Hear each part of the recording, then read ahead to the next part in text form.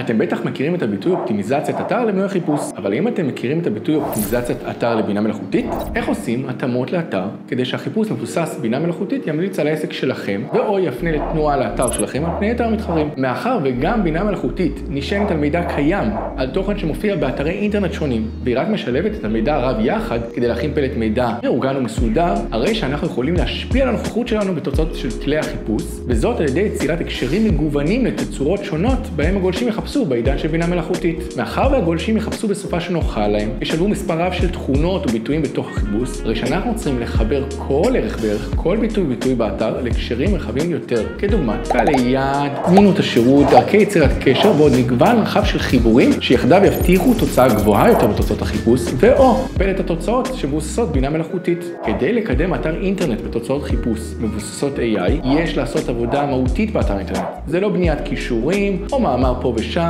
זו עבודה יסודית ועקבית כדי להבטיח עדכניות, רלוונטיות וערך גבוה יותר מהמתחרים. ניתן לפנות אלינו אם רוצים שנעשה זאת עבורכם.